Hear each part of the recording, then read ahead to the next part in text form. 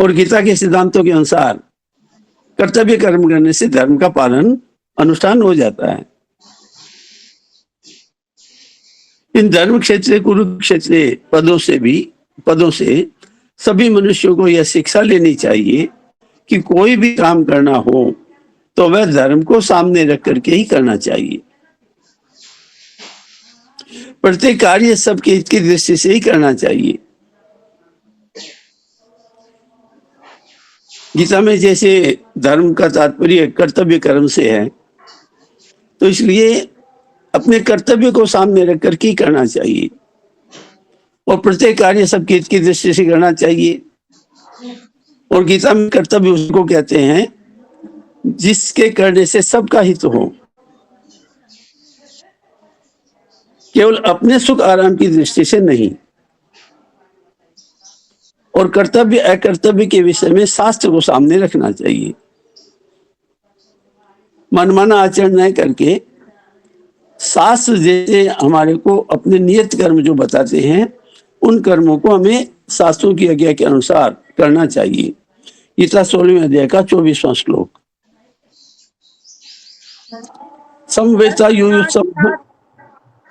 भैया पढ़ना है? आप पढ़ो, आप पढ़िए। तस्मात् छात्रं प्रमाणन्ते कार्याकार्यव्यवस्थितौ ज्ञात्वा शास्त्रविधानोक्तं कर्म कर्तुमिहार्हसि। अतः तेरे लिए कर्तव्य अकर्तव्य की व्यवस्था में शास्त्र ही प्रमाण है। ऐसा जानकर तू इस लोक में शास्त्र विधि से नियत कर्तव्य कर्म करने योग्य है। अर्थात तुझे शास्त्र विधि के अनुसार ही कर्तव्य कर्म करने चाहिए। समवेता युवसवः। राजाओं के द्वारा बार बार संधि का प्रस्ताव रखने पर भी दुर्योधन ने संधि करना स्वीकार नहीं किया। इतना ही नहीं, भगवान श्री कृष्ण के कहने पर भी मेरे पुत्र दुर्योधन ने स्पष्ट कह दिया कि बिना युद्ध के मैं तीखी सुई की नोक जितनी जमीन भी पांडवों को नहीं दूंगा। इस पे टिप्पणी है, यावद्दि तीक्ष्णया शुच्या विद्येत ग्रहण केशव तावत्प्य परिजात्यंजम भूमेर्न पांडवान प्रति। तब मजबूर होकर पांडवों ने भी युद्ध करना स्वीकार किया। इस प्रकार मेरे पुत्र और पांडु पुत्र दोनों ही सेनाओं के सहित युद्ध की इच्छा से इकट्ठे हुए हैं। दोनों सेनाओं में युद्ध की इच्छा होने पर भी दुर्योधन में युद्ध की इच्छा विशेष रूप से थी।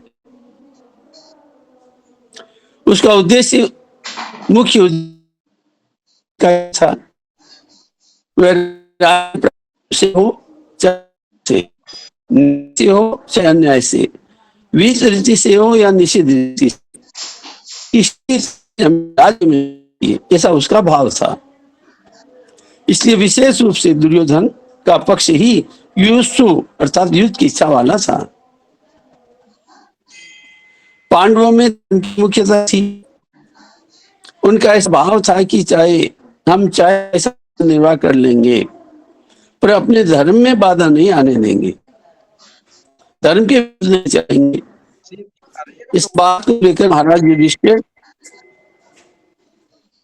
युद्ध नहीं करना चाहते थे, परंतु जिस मां की आज्ञा से युधिष्ठिर ने चारों भाइयों सहित द्रौपदी से विवाह किया था, उस मां की आज्ञा होने के कारण ही महाराज युधिष्ठिर की युद्ध में प्रवृत्ति हुई थी। दूसरी टिप्पणी है, माता कुंती बड़ी सहिष्णु थी। कष्ट से बचकर सुख आराम राज्य आदि चाहना, यह बात उसमें नहीं थी। वही ऐसी विलक्षण माता थी जिसने भगवान से विपत्ति का ही वरदान मांगा था। उसमें सुख लोलुपता नहीं थी, परंतु उसके मन में दो बातों को लेकर के बड़ा दुख था। पहली बात कि राज्य के लिए कौरव पांडव आपस में लड़ते चाहे जो करते, पर मेरी प्यारी पुत्र वधू द्रौपदी को इन दुर्योधन आदि दुष्टों ने सभा में नंगा करना चाहा, अपमानित करना चाहा। ऐसी घृणित चेष्टा करना निश्चितता नहीं है। यह बात माता कुंती को बहुत बुरी लगी। दूसरी बात, भगवान श्री कृष्ण पांडवों की ओर से संधि का प्रस्ताव लेकर हस्तिनापुर आए तो दुर्योधन, दुशासन, कर्ण, शकुनि आदि ने भगवान को पकड़कर कैद करना चाहा। इस बात को सुनकर कुंती के मन में यह विचार हुआ कि अब इन दुष्टों का जल्दी ही खात्मा करना चाहिए, कारण कि इनके जीते रहने से इनके पाप बढ़ते ही चले जाएंगे, जिससे इनका बहुत नुकसान होगा। इन्हीं दो कारणों से माता कुंती ने पांडवों को युद्ध करने के लिए आज्ञा दी थी। अर्थात केवल मां के आज्ञा पालन रूप धर्म से ही युधिष्ठिर युद्ध की इच्छा वाले हुए हैं। प्रश्न संख्या 27 बाईं तरफ सबसे ऊपर। तात्पर्य कि दुर्योधन आदि तो राज्य को लेकर ही युयुत्सु थे, पर पांडव धर्म को लेकर के युयुत्सु बने थे। मामका पांडवाश्चैव,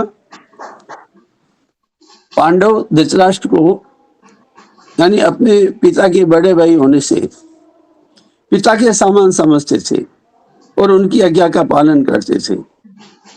धृतराष्ट्र के द्वारा अनुचित आज्ञा देने पर भी पांडव उचित अनुचित का विचार न करके उनकी आज्ञा का पालन करते थे। अतः यहाँ माम का पद के अंतर्गत कौरव, इस पे टिप्पणी है पहली। यद्यपि कौरव शब्द के अंतर्गत धृतराष्ट्र के पुत्र दुर्योधन आदि और पांडवों के पुत्र युधिष्ठिर आदि सभी आ जाते हैं, तथापि इस श्लोक में धृतराष्ट्र ने युधिष्ठिर आदि के लिए पांडव शब्द का प्रयोग किया है।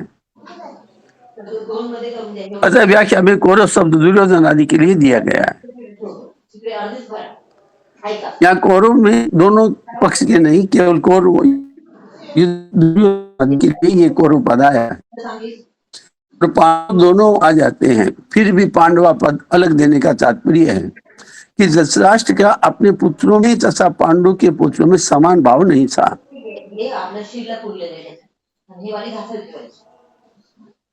अतः यह मामका पद के अंतर्गत कौरव और पांडव दोनों आ जाते हैं। फिर भी पांडवा पद देने का अलग देने का तात्पर्य है कि धृतराष्ट्र का अपने पुत्रों में तथा पांडु के पुत्रों में समान भाव नहीं था, उनमें पक्षपात था। अपने पुत्रों के प्रति मोह था। वे दुर्योधन आदि को तो अपना मानते थे, पर पांडवों को अपना नहीं मानते थे। 2 नंबर की टिप्पणी है इस पर। धृतराष्ट्र के मन में द्वैधी भाव था कि दुर्योधन आदि मेरे पुत्र हैं और युधिष्ठिर आदि मेरे पुत्र नहीं हैं, प्रत्युत पांडव के पुत्र हैं।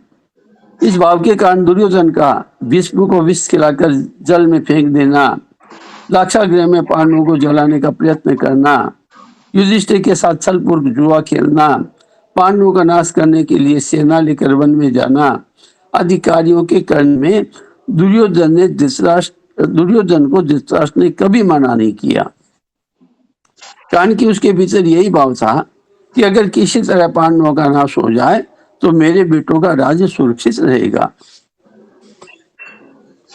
इस कारण उन्होंने अपने पुत्रों के लिए मामका और पांडु के पुत्रों के लिए पांडवा पद का प्रयोग किया है, क्योंकि जो भाव भीतर होते हैं वही प्राय वाणी से बाहर निकलते हैं। इस द्वेषी भाव के कारण ही धृतराष्ट्र को अपने कुल का संहार का दुख भोगना पड़ा।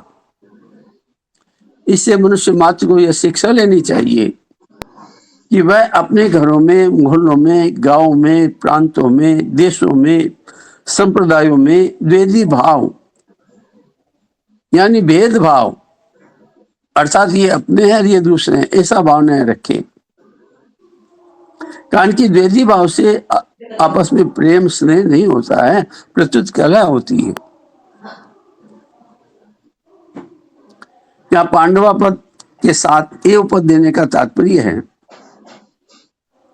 कि पांडव तो बड़े धर्मात्मा हैं, अरे युद्ध नहीं करना चाहिए था, परंतु वे भी युद्ध के लिए रणभूमि में आ गए। तो वहां आकर उन्होंने क्या किया?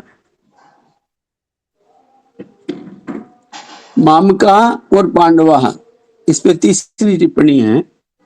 यहाँ आए मामका और पांडवा का अलग अलग वर्णन करने की दृष्टि से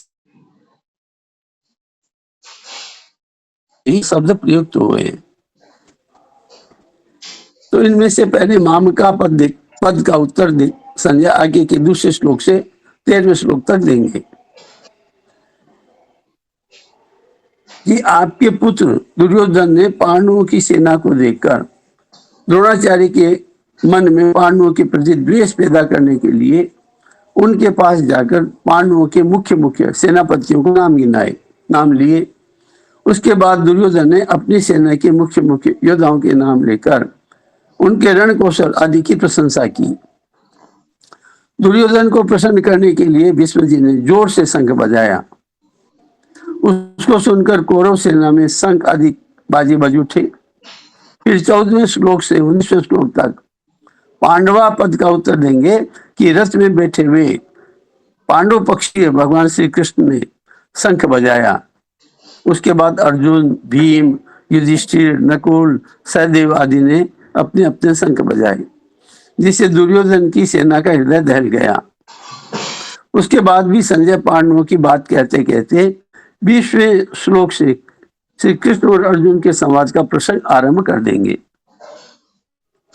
किम कुर्वत, किम शब्द के 3 अर्थ होते हैं, विकल्प, निंदा यानी आक्षेप और एक प्रश्न। अब यहाँ युद्ध हुआ कि नहीं, इस तरह का विकल्प तो यहाँ लिया ही नहीं जा सकता, क्योंकि 10 दिन तक युद्ध हो चुका है और भीष्म जी को रथ से गिरा देने के बाद संजय हस्तिनापुर आकर धृतराष्ट्र को वहां की घटना सुना रहे हैं। इसलिए किम का अर्थ यहाँ पर विकल्प नहीं लिया जा सकता। दूसरा, निंदा या आक्षेप, तो मेरे और पांडु के पुत्रों ने यह क्या किया जो कि युद्ध कर बैठे, उनको युद्ध नहीं करना चाहिए था। ऐसी निंदा या आक्षेप भी यहाँ नहीं लिया जा सकता, क्योंकि युद्ध तो चल ही रहा था और धृतराष्ट्र के भीतर भी आक्षेप पूर्व पूछने का भाव भी नहीं था। फिर यहाँ किम शब्द का अर्थ प्रश्न लेना ही ठीक बैठता है। धृतराष्ट्र संजय से भिन्न भिन्न प्रकार की छोटी बड़ी सब घटनाओं को अनुक्रम से विस्तार पूर्वक ठीक ठीक जानने के लिए ही प्रश्न कर रहे हैं। अपरिचित में स्वामी जी महाराज के भाव हैं, मेरे पुत्र यानी मामका और पांडु के पुत्र यानी पांडवा, इस मतभेद से ही राग द्वेष पैदा हुए, जिसे लड़ाई हुई, चल हुई। धृतराष्ट्र के पुत्र भीतर पैदा हुए राग द्वेष का यह फल हुआ कि 100 के शुभकारों मारे गए, पर पांडु एक भी नहीं मारा गया। जैसे दही बिलोते हैं तो उसमें हलचल पैदा होती है और जिससे मक्खन निकलता है, ऐसी मामका और पांडवा के भेद से पैदा हुई हलचल से अर्जुन के मन में कल्याण की अभिलाषा जागृत हुई, जिस भगवत गीता रूपी मक्खन निकला। तात्पर्य ये हुआ कि धृतराष्ट्र के मन में होने वाली हलचल से लड़ाई पैदा हुई और अर्जुन के मन में होने वाली हलचल से गीता प्रकट हुई।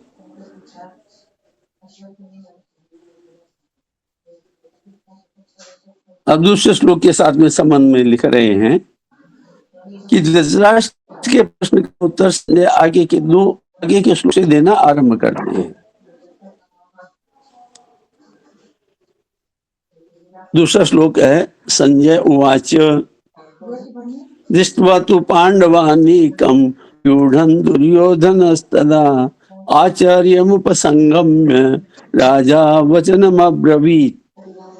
संजय बोले, उस समय वज्रव्यूह से खड़ी हुई पांडव सेना को देखकर और द्रोणाचार्य के पास जाकर राजा दुर्योधन यह वचन बोला। व्याख्या, तदापद का तात्पर्य बताते हैं कि इस समय दोनों सेनाएं युद्ध के लिए खड़ी हुई थी। उस समय की बात संजय यहाँ तदापद से कहते हैं, कारण कि धृतराष्ट्र का प्रश्न युद्ध की इच्छा वाले मेरे और पांडु के पुत्रों ने क्या किया, इस विषय को सुनने के लिए ही है। दृष्ट्वा पांडवानिकम व्यूढ़म, इस पे टिप्पणी है पहली। इस अध्याय में 3 बार दृष्ट्वा देखकर, दृष्ट्वा यानी देखकर पद का प्रयोग हुआ है। पांडव सेना को देखकर दुर्योधन का द्रोणाचार्य के पास जाना, दूसरा कौरव सेना को देखकर अर्जुन का धनुष उठाना, और तीसरा अपने स्वजनों कुटुंबियों को देखकर अर्जुन का मोहविष्ट होना। इन तीनों में से 2 दृष्टवा तो आपस में सेना देखने के लिए आए हैं और एक दृष्टवा सज्जनों को देखने के लिए आया है, जिससे अर्जुन का भाव बदल जाता है। राम जी, ये भाई साहब, ये जो नारायण ब्रैकेट में लिखा है 1/2, 1/28, इसका क्या मतलब होता है? ये जो भी आपने टिप्पणी पढ़ी ना, ये है ना 1/, मतलब 1 के दूसरे श्लोक में आया है। ये अभी श्लोक जो पढ़ रहे हैं इसमें ये आया है, दृष्ट्वा तो पांडवानिकम व्यूढ़म दुर्योधन सदा। ये बात पहले अध्याय के दूसरे श्लोक में आई है, और ऐसे ही जो आगे 1/20 है तो पहले अध्याय के 20वें श्लोक में ये बात आई है। तीसरे में 1/28 आया है तो पहले अध्याय के 28वें श्लोक में ये बात आई है। ऐसा तात्पर्य है इनका। जी धन्यवाद।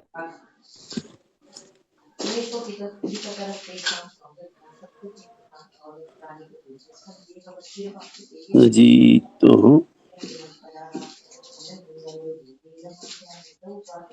उनमें धर्म की पक्ष में धर्म और भगवान श्री कृष्ण। हाँ जी, यहाँ से शुरू होगा, दृष्ट्वा पांडवानिकम।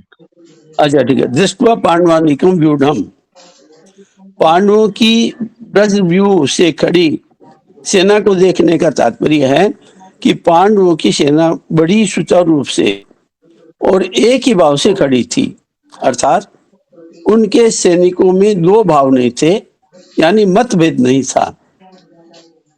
इस पे 2 नंबर की टिप्पणी है। कौरव सेना में मतभेद था, क्योंकि दुर्योधन दुशासन तो युद्ध करना चाहते थे, पर भीष्म द्रोण विकर्ण आदि युद्ध करना नहीं चाहते थे। यह नियम है कि आपस में वहां तेज प्रभाव था। इस पे एक दोहा है, कांच कटोरो कुंभ पय मोती मिंत आवास, ताल गाव चिड़िया कटक फाट करे विनाश।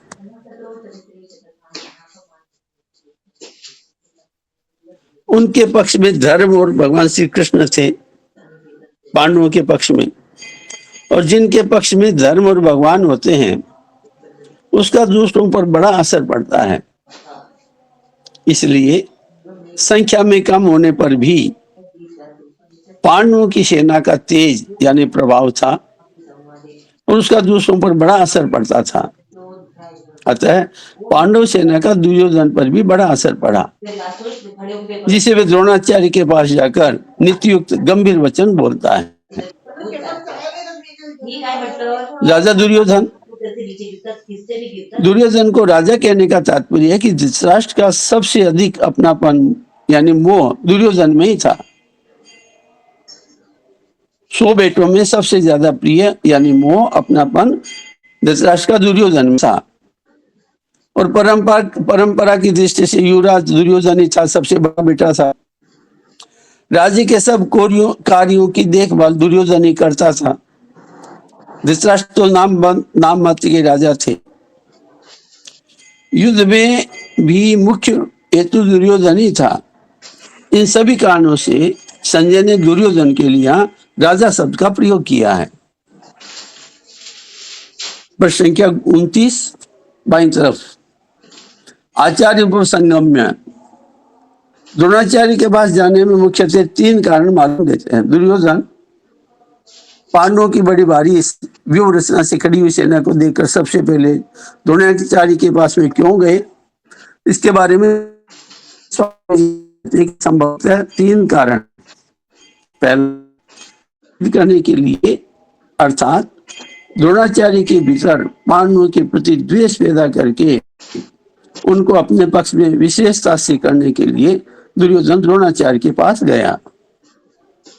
दूसरा कारण ऐसा हो सकता है कि व्यवहार में गुरु के नाते आदर देने के लिए भी द्रोणाचार्य के पास जाना उचित था।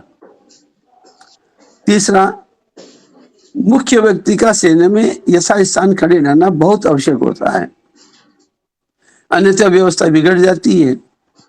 इसलिए दुर्योधन का द्रोणाचार्य के पास खुद जाना उचित ही था।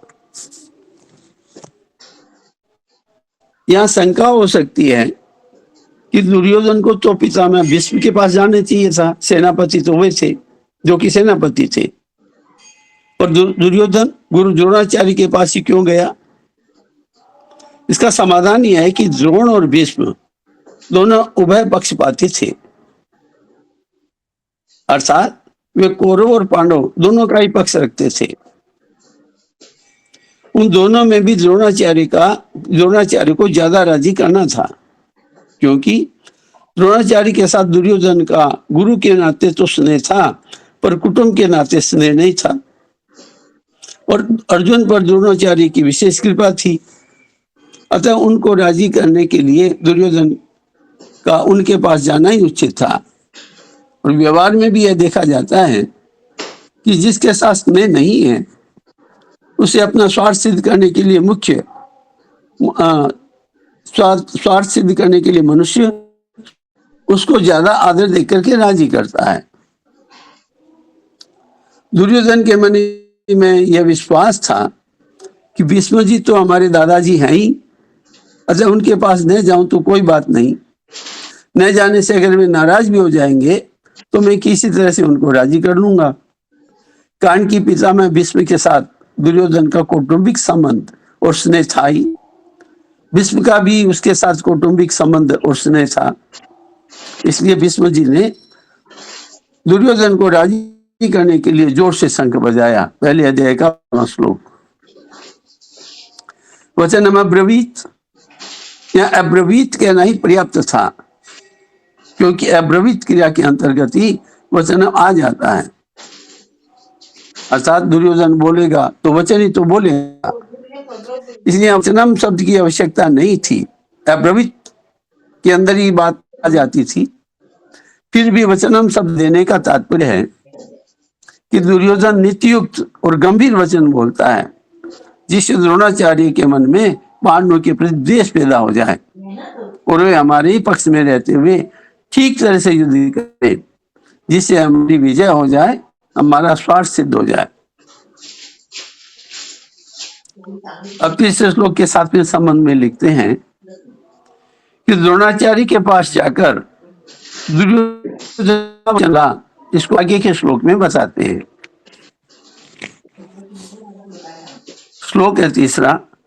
पश्येतां पांडुपुत्राणामाचार्य मैतिंचमुं व्यूढ़ान् द्रुपदपुत्रेण तव शेषेण धीमता। इसका स्वामी जी बताते हैं कि आचार्य आपके बुद्धिमान शिष्य द्रुपद पुत्र धृष्टद्युम्न के द्वारा व्यूह रचना से खड़ी की हुई पांडवों की इस बड़ी भारी सेना को देखिए।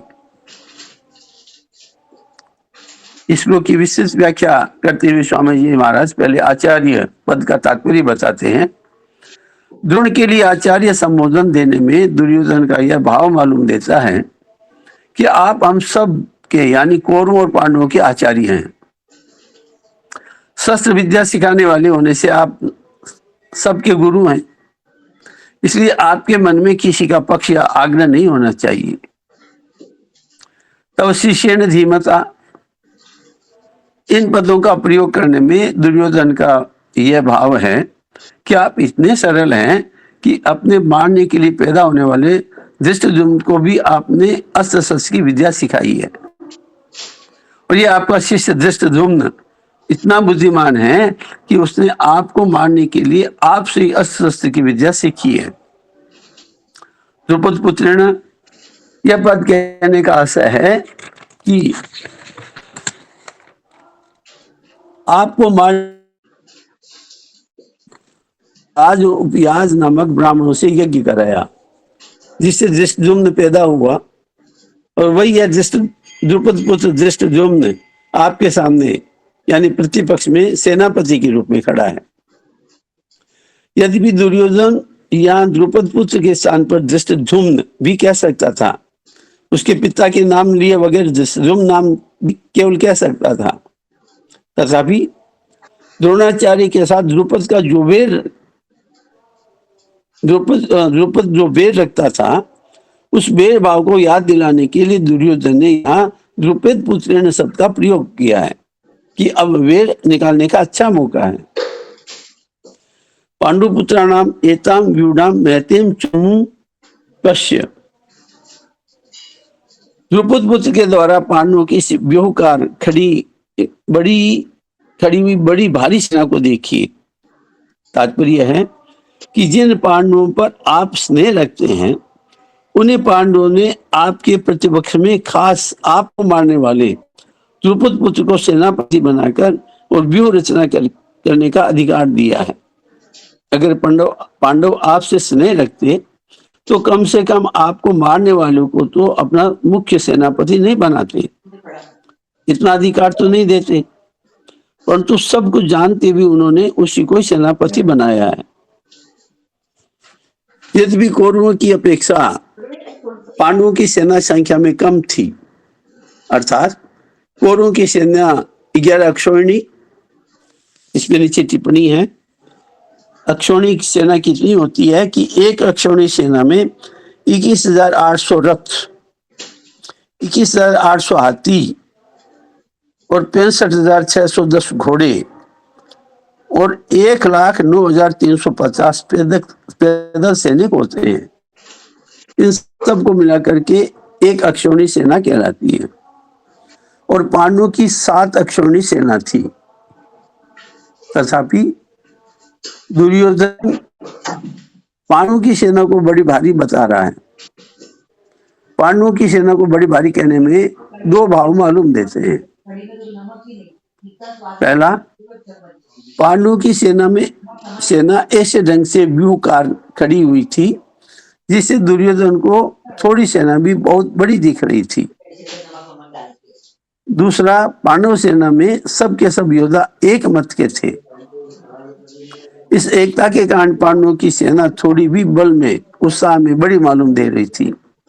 ऐसी सेना को दिखाकर दुर्योधन द्रोणाचार्य से यह कहना चाहता है कि युद्ध करते समय आप इस सेना को सामान्य और छोटी न समझे, आप विशेष बल लगाकर सावधानी से युद्ध करें। पांडवों का सेनापति है तो आपका शिष्य द्रुपद पुत्र ही, अर्थात उस पर विजय करना आपके लिए कौन सी बड़ी बात है। एताम पश्य कहने का तात्पर्य है कि पांडव सेना युद्ध के लिए तैयार होकर सामने खड़ी है। अतः हम लोग इस सेना पर किस तरह से विजय कर सकते हैं, इस विषय में आपको जल्दी से जल्दी निर्णय लेना चाहिए। अब 4, 5 और 6 श्लोकों के साथ संबंध में स्वामी जी महाराज लिखते हैं, द्रोणाचार्य से पांडवों की सेना देखने के लिए प्रार्थना करके अब दुर्योधन ने पांडव सेना के महारथियों को दिखाता है। 4, 5, 6 ये 3 श्लोक हैं। हाँ जी नारायण बोला था। हाँ जी पढ़ो, कोई नहीं बोल रहा। अच्छा ठीक। अतसुरा महेश्वासा भीमार्जुन समायुधि युयुधानो विराटस्य द्रुपदस्य महारथ दृष्टिकेतुश्च कितानः काशीराजस्य वीर्यवान् पुरुजित कुन्ती भोजस्य सेव्यस्य नरपुंगवः युधामन्युश्च विक्रांत उत्तमोजास्य वीर्यवान् सौभद्रो द्रौपदेयाश्च सर्व एव महारथा। इस श्लोकों का अर्थ स्वामी जी महाराज बता रहे हैं। यहाँ पांडवों की सेना में बड़े बड़े सूरवीर हैं जिनके बहुत बड़े बड़े धनुष हैं तथा जो युद्ध में भीम और अर्जुन के समान हैं। उनमें युयुधान यानी सात्विकी, राजा विराट और महारथी द्रुपद भी हैं। धृष्टकेतु और चेकितान तथा पराक्रमी काशीराज भी हैं। पुरुजित और कुंती भोज ये दोनों भाई तथा मनुष्य में श्रेष्ठ सेव्य भी हैं। पराक्रमी युधामन्यु और पराक्रमी उत्तमौजा भी हैं। सुभद्रा पुत्र अभिमन्यु और द्रौपदी के 5 पुत्र भी हैं। ये सब के सब महारथी हैं। बनवता येतच नाही, सांगतो बनवलं अब इन सब योद्धाओं का मग नाही हात टेकले मग सुनाचं घरचं परिचय स्वामी जी महाराज बता रहे हैं कि अस्त्र सूरा महेश्वासा भीमार्जुन समायुधि, तसं मी नसते करत. दुसऱ्याच्या जवळ जे भेटलं मी माझ्या आईच्या जिनसे बाण चलाए जाते हैं, घरी पांचन भाजी फेंके जाते हैं, उनका नाम विश्वास अर्थात धनुष है। ऐसे बड़े बड़े श्वास धनुष जिनके पास हैं वे सभी महेश्वास हैं कि पर बात डालने या प्रतिष्ठा खींचने में बहुत बल लगता है। जोर से खींचकर छोड़ा गया बाण विशेष मार करता है।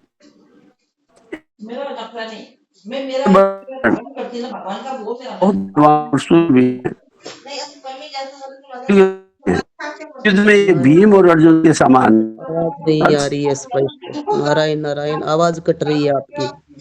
माझं पोटात नाही भरलं मी म्हणते ना की समजा की साफ आ रही है। मन नाही दुखलं माझ्या घरचे सुनाला नाही बोलत आणि असं मन नाही दुखत असं माझं मन नाही चांगली गोष्ट. तुझं तर मला तसंही मला सीधाच दिसते काय नाही ठीक आहे मी राम राम जी, आवाज क्लियर है। तो भी दिमाग से टकला की जोड़ रहे फिर से जोड़ रहे। ऐसे बड़े बड़े धनुष पास में होने के कारण काय करतात ते उलट तू काय बडबड करतो म्हणते कुठं खाते नाही आहेत का ये सभी बहुत बलवान और शूरवीर हैं। ये मामूली योद्धा नहीं है। युद्ध में ये भीम और अर्जुन के समान है, अर्थात बल में ये भीम के समान और अस्त्र शस्त्र की कला में ये अर्जुन के समान है। कोणती वस्तू आहे अब युयुधान का परिचय देते हैं। आपल्याला सांगतो युयुधान यानी सात्यकी ने अर्जुन से अस्त्र शस्त्र की विद्या सीखी थी। ताकद नाही म्हणत की इसलिए भगवान श्री कृष्ण के द्वारा अच्छा लगा दुर्योधन को नारायणी सेना देने पर भी यह कृतज्ञ होकर के अर्जुन के पक्ष में ही रहा, नहीं है सुनी बाबू दुर्योधन के पक्ष में नहीं गया। द्रोणाचार्य के मन में अर्जुन के प्रति द्वेष भाव पैदा करने के लिए दुर्योधन महारथियों में सबसे पहले अर्जुन के शिष्य युयुधान का नाम लेता है। तात्पर्य है इस अर्जुन को तो देखिए, इसने आपसे ही अस्त्र शस्त्र चलाना सीखा है और आपने अर्जुन को यह वरदान भी दिया है कि संसार में तुम्हारे समान और कोई धनुर्धर न हो, ऐसा प्रयत्न करूंगा। महाभारत का नीचे श्लोक दिया हुआ है, इस वाक्य के ऊपर प्रयत्निष्ये तथा कुर्तुम यथा नान्यो धनुर्धर है तत्समो भविता लोके सत्यमेतत् ब्रवीमीते। इस तरह आपने तो अपने शिष्य अर्जुन पर इतना स्नेह रखा है, पर वह कृतज्ञ होकर आपके विपक्ष में लड़ने के लिए खड़ा है, जबकि अर्जुन का शिष्य युयुधान उसी के पक्ष में यानी अर्जुन के पक्ष में ही खड़ा है। युयुधान महाभारत के युद्ध में न मर करके यादवों के आपस में आपसी युद्ध में मारे गए। विराट का परिचय बताते हैं कि जिसके कारण हमारे पक्ष का वीर सुशर्मा अपमानित किया गया, आपको सम्मोह अस्त्र से मोहित होना पड़ा और हम लोगों को भी जिनके छोड़ करके युद्ध से भागना पड़ा। वह राजा विराट आपके प्रतिपक्ष में खड़ा है। राजा विराट के साथ द्रोणाचार्य का ऐसा कोई भेदभाव द्वेष भाव नहीं था, परंतु दुर्योधन यह समझता है कि अगर युयुधान के बाद मैं द्रुपद का नाम लूं, तो द्रोणाचार्य यह भाव आ सकता है।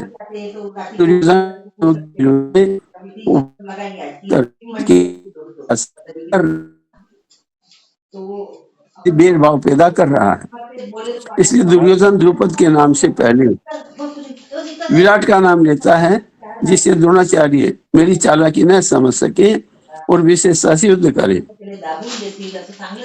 राजा विराट उत्तर और श्वेत और शंख इन तीनों पुत्रों के साथ महाभारत युद्ध में मारे गए। द्रुपदस्य महारथ। हाँ जी, नारायण नारायण नारायण। डॉक्टर साहब का टाइम हो गया।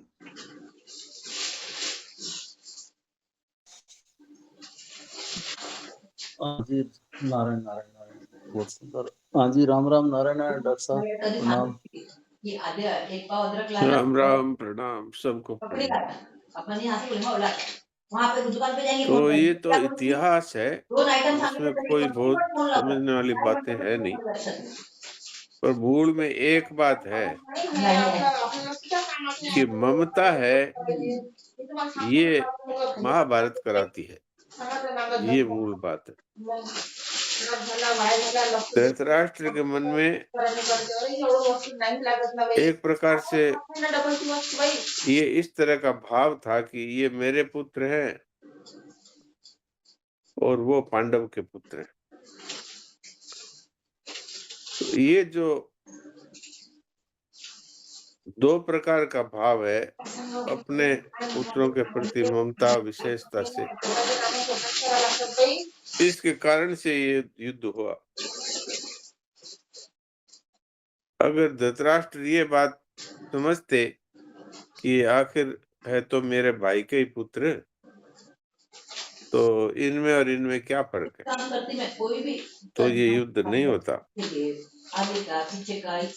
भगवान श्री कृष्ण संधि का प्रस्ताव लेकर गए, फिर भी युद्ध हुआ, क्योंकि भगवान ने जीव मात्र को ये स्वतंत्रता दे रखी है, चाहे जिसको अपना माने चाहे जिसको अपना न माने।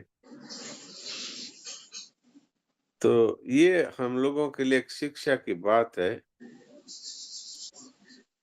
कि जब तक मनुष्य ममता रखेगा तब तक वो परमार्थिक मार्ग पर तो आगे बढ़ नहीं पाएगा, ये तो है ही, लेकिन उसका पतन होगा, ये बात मुख्य है।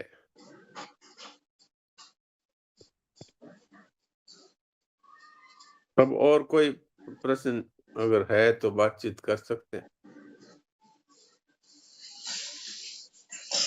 डॉक्टर साहब प्रणाम। प्रणाम। डॉक्टर साहब ये भेदभाव जो बोलते हैं ये हाँ। राग द्वेष ही हुआ क्या? और क्या, राग द्वेष हुआ। अपने पुत्र के प्रति राग है तो दूसरों के पुत्रों के प्रति द्वेष हो गया, यद्यपि वो दूसरे नहीं थे, अपने ही भाई के पुत्र थे। जी जी हाँ, ठीक बात। नारायण नारायण सब नारायण। राम राम प्रभु। ये महाराज जैसे ये भाई तो थे लेकिन पुत्र तो भाई के थे, वो तो खुद तो धृतराष्ट्र जैसे बाद में राजा बना दिए गए थे। तो ये अपने अपने पुत्र के प्रति ममता नहीं रखते तो मतलब युधिष्ठिर को बना देते, मतलब राजा, वो राज को मतलब युवराज, ऐसा भाव होना चाहिए। हाँ हाँ, ठीक बात है। वो तो बहुत ही उच्च कोटि की बात होती, पर कम से कम अपने और उनके पुत्रों के प्रति ये जो राग और द्वेष का भाव नहीं होता तो भी बहुत बड़ी बात होती। इससे सिद्ध होता है कि ममता है और कामना है, ये महाभारत करवाती है। अपने जीवन में भी यही बात है। नारायण। में डॉक्टर साहब ये भी है कि जो युधिष्ठिर थे वो, क्योंकि ये सब एक ही छत के नीचे तो रहते थे, एक ही परिवार एक ही घर में रहते थे, लेकिन जो युधिष्ठिर थे वो बड़े थे, तो राजगद्दी पे तो युवराज तो उन्हें ही होना चाहिए था, जबकि पारिवारिक मोह के, पुत्र मोह के कारण धृतराष्ट्र ने युवराज दुर्योधन को कहा, और राग और द्वेष जो पैदा हुआ यही युद्ध का कारण था। क्या सही है ये? हाँ, सारी बातों का एक ही मतलब है, जहाँ पर कामना और ममता होती है वहां पर इसी तरह का महाभारत होता है। ठीक है जी। नहीं महाराज जी, ये नारायण अपने राजा का पुत्र राजा होता है या भाई का पुत्र भी राजा हो सकता है, युवराज हो सकता है? नारायण नारायण। अगर धृतराष्ट्र अगर त्याग रखते तो ये कह सकते थे कि भाई मेरे तो आंखें है नहीं, तो इसलिए ये जो हुआ ये उचित ही हुआ है। लेकिन उन लोगों के मन में राज्य की कामना थी, तो कामना और ममता जहाँ होगी वहां इसी तरह का झगड़ा होगा।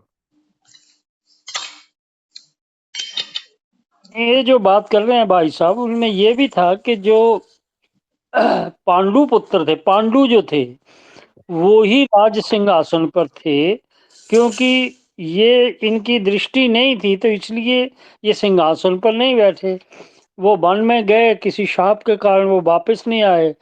फिर उसी टाइम पे भी धृतराष्ट्र के मन में भी ये बात आई कि मैं ही बड़ा हूँ और मुझे ही राजा बनना चाहिए। ये कारण भी था एक। हाँ, तो कामना लेकिन ही तो जैसे मूल बाद में चीज है। राजा बनने, ऐसे पहले भी तो राजा बन सकते थे। जब धृतराष्ट्र अंधे थे तो बाद में बने, तो पहले भी बन सकते थे। नारायण नारायण।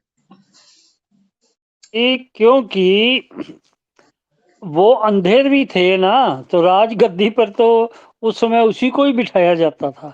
ये तो टेम्परेरी शक्ल में बिठाए गए थे। जबकि वन में जो गए थे पांडु जो थे इनके छोटे भाई, वहां वो किसी शाप या कुछ भी था, वो समाप्त हो गए, खत्म हो गए, देह शांत हो गया उनको, उसका ये बात बनी थी। बिल्कुल ऐसा ही सुना है संतोष। तो वो इतने प्रेम करते थे अपने बड़े भाई से कि जब भी जाते तो सिंहासन पर बैठा के जाते थे। तो कई बार बैठाया।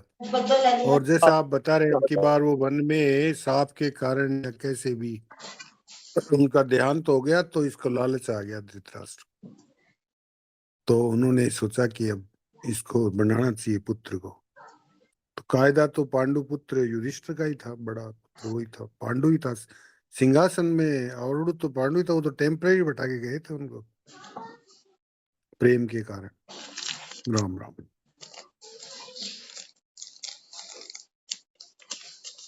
तो नारायण नारायण, प्रेम के कारण ये पांडु युधिष्ठिर दुर्योधन को भी तो बिठा सकते थे कि भाई चलो कोई बात नहीं। गए नहीं ना, पांडु तो मर गए ना।